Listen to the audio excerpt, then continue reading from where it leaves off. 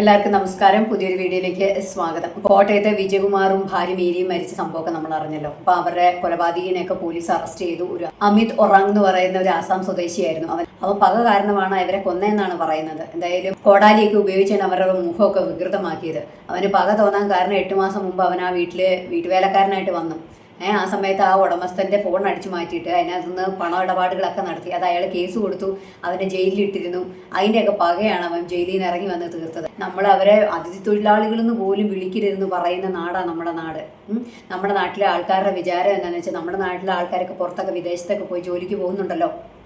അപ്പോൾ അവരൊക്കെ വിദേശത്ത് പ്രവാസികളായിട്ട് കഴിയുമ്പം അന്യസംസ്ഥാനത്തു നിന്ന് വന്നവരെയൊക്കെ നമ്മൾ അങ്ങനെ ദൈവങ്ങളെ പോലെ കാണണം എന്നൊക്കെയാണ് നിങ്ങളുടെ പറയുന്നത്. പക്ഷെ അതിനോടൊന്നും ഒട്ടും എനിക്ക് യോജിക്കാൻ പറ്റില്ല.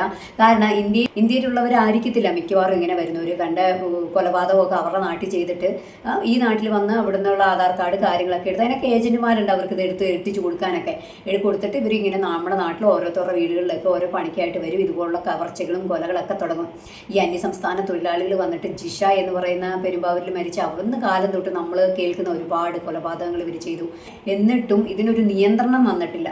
ഇന്ത്യക്കാരാണെങ്കിലും കുഴപ്പമില്ല, ഇവരൊക്കെ ഇന്ത്യക്കാരും കൂടെ അല്ലല്ലോ. ഇപ്പോൾ നമ്മുടെ നാട്ടിൽ വിദേശത്തേക്ക് പോകണം അല്ലെങ്കിൽ യൂറോപ്യൻ കൺട്രീസിലേക്ക് പോകണമെങ്കിൽ എന്തെല്ലാം ടെസ്റ്റുകൾ നമ്മൾ എഴുതണം. ഒരു നേഴ്സ് എത്ര ടെസ്റ്റ് എഴുതണം. അതല്ലാതെ പഠിക്കുന്ന കുട്ടികളൊക്കെ അവർക്ക് എത്ര അവിടെ പോയി ഒരു എഡ്യൂക്കേഷൻ ചെയ്യണമെങ്കിൽ തന്നെ എന്താ പറയുക, IELTS സ്കോർ 6.5 സംതിങ് വേണം. എന്നാൽ മാത്രമാണ് അവർക്ക് അവിടെ പോയിട്ട് പഠിക്കാൻ പോലും പറ്റൂ. അപ്പോൾ ജോലി ചെയ്യേണ്ട കാര്യം പറയണോ? അപ്പോൾ ഒന്ന് ആലോചിച്ച് നോക്കിയേ. നമ്മുടെ നാട്ടിൽ നിന്ന് വേറൊരു നാട്ടിലേക്ക് ചെല്ലുന്നതിന് അവിടുത്തെ ഭാഷ ടെസ്റ്റുകൾ കാര്യങ്ങളൊക്കെ നമ്മൾ എഴുതുകയും അവിടുത്തെ എക്സാമിൻ്റെ ലൈസൻസുകളൊക്കെ ഗൾഫ് രാജ്യങ്ങളിലാണെങ്കിൽ അവിടുത്തെ അതാത് കൺട്രിക്ക് അതാത് ലൈസൻസ് ടെസ്റ്റുകളൊക്കെ നമ്മൾ എഴുതണം. എന്നാൽ മാത്രം അങ്ങോട്ട് ചെല്ലാൻ പറ്റും, അവിടെ വർക്ക് ചെയ്യാൻ പറ്റുള്ളൂ. പക്ഷേ ഇന്ത്യയിൽ അങ്ങനെയല്ല. അതിങ്ങനെ തുറന്നിട്ടേക്കുവാണല്ലോ. ആർക്ക് വേണേലും വരാം, ആർക്ക് വേണേലും പോവാം, എന്നാ വേണേലും ചെയ്യാം.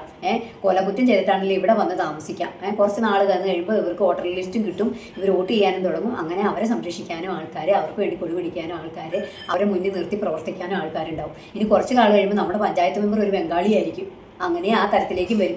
ഇപ്പം ഈ കഴിഞ്ഞ ദുഃഖവെള്ളിക്ക് ഇടുക്കിയിൽ വെച്ചൊരു പള്ളിയുടെ റാലി ഞാൻ കണ്ടു. മലയാളികൾ മാത്രം ആ ഒരു സെക്ഷൻ എടുത്തിട്ടുണ്ട്. അതായത് അവരുടെ ആ ശുശ്രൂഷ, മലയാളികൾ അതിൻ്റെ പകുതിയില്ല ആ പള്ളിയിൽ ആ റാലിക്ക് പോകാൻ, ഇത് കുരിശിൻ്റെ വഴി ചെയ്യാൻ. പക്ഷെ അവരെവിടെ നിർത്തണ്ടാന്നോ അല്ലെങ്കിൽ ഇവരെ കൊണ്ട് ജോലി എടുപ്പിക്കുന്നത് നിങ്ങൾ എന്താ അങ്ങനെ പറയുന്നതെന്നൊന്നും അല്ല ഞാൻ പറയുന്നത്.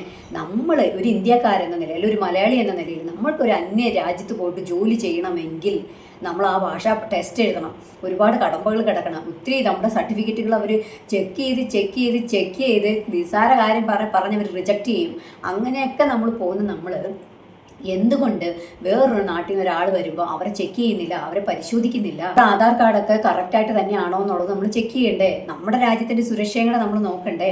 അതൊന്നും ഇല്ലാതെ അവരുടെ രാജ്യത്ത് വല്ല കൊലകുറ്റോ പിടിച്ചുപറിയോ ഒക്കെ ചെയ്തിട്ട് വന്നതാ. അവർ സുരക്ഷിതരായിട്ടിരിക്കുന്നത് നമ്മുടെ നാട്ടിലാണ്. എന്നിട്ട് ഇവർ ഇരുട്ടുവാക്കിന് പലതും ചെയ്യും. പീഡനം നടത്തും, വീട് കുത്തി പൊളിക്കും, സ്വർണം കട്ടുകൊണ്ട് പോകും, ഈ കുടിപ്പകയൊക്കെ ചെയ്യും. അവൻ്റെ കുഞ്ഞിനെ പീഡിപ്പിച്ചതിന് പകരം വീട്ടിൽ കൊന്നതൊന്നുമല്ല. അവൻ്റെ ഭാര്യനെ കയറി പിടിച്ചതിന് പകരം വീട്ടിയതൊന്നുമല്ല. അവൻ ഫോൺ കട്ടെടുത്ത് അവൻ ഫോണിൽ നിന്ന് അവൻ പണമിടപാട് നടത്തിയതിന് അതിൻ്റെ ഉടമ കൊണ്ട് കേസ് കൊടുത്ത് അവൻ പോലീസ് അറസ്റ്റ് ചെയ്ത് ജയിലിട്ടു. അതിൻ്റെ പകയാണ് അവൻ അയാളോടും അയാളുടെ ഭാര്യനെയും കൊന്നു തീർത്തത്. അവനെ കള്ളക്കേസിൽ കുടിക്കുകയോ അല്ലെങ്കിൽ വേറെ ഏതെങ്കിലും കാരണങ്ങൾ കൊണ്ടോ അടിച്ചേൽപ്പിച്ച് അവനെ പോലീസിനെ അറിഞ്ഞുകൊണ്ട് ഏൽപ്പിച്ച് കൊടുത്തിട്ടാണ് തിരിച്ചറിഞ്ഞിട്ട് അവൻ ഈ പക തീർക്കുന്നതെന്ന് ഓർക്കാം.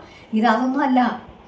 അവന് ജയിലിൽ കയറ്റിയതിൻ്റെ പക തീർത്തു. അവനപ്പം ലക്ഷ്യം വെച്ചത് എന്താണ്? അപ്പം പലരും പലതും പറയുന്നുണ്ട്. അവരുടെ വീട്ടിലെ CCTVയുടെ ഹാർഡ് ഡിസ്ക് കാണുന്നില്ല, അത് കാണുന്നില്ല, ഇത് കാണുന്നില്ല. അപ്പം ഞാൻ ചോദിക്കുന്നതെന്നു വെച്ചാൽ, ഇവന് ഇത്രയും പരിചയമുള്ള ആളായിരിക്കുമല്ലോ സുഖമായിട്ട് അതിനകത്ത് കയറി. അവരെത്ര സമയത്ത് ഉറങ്ങും, ശരി ഉറങ്ങാറുണ്ടോ, ഉറങ്ങാറില്ലേ, എപ്പോഴാണ് ചെക്ക് ചെയ്യാൻ പോകുന്നത്, ഇതെല്ലാം കൃത്യമായിട്ട് അറിയാവുന്ന ആളായിട്ടല്ലേ അയാൾ അത്രയും കൃത്യമായിട്ട് അത് ചെയ്തേച്ചും വന്നത്. അപ്പോൾ അവൻ സമ്മതിച്ചിട്ടുണ്ടല്ല അവനാ ചെയ്തതെന്നുള്ളത്. കുറച്ചുകൂടെ ചെക്കിങ് കാര്യങ്ങളൊക്കെ ബെറ്റർ ആക്കി കഴിഞ്ഞാൽ നമുക്ക് തന്നെയല്ലേ നല്ലത്. അത് മാത്രമാണ് ഞാൻ ഓർപ്പിക്കുന്നത്.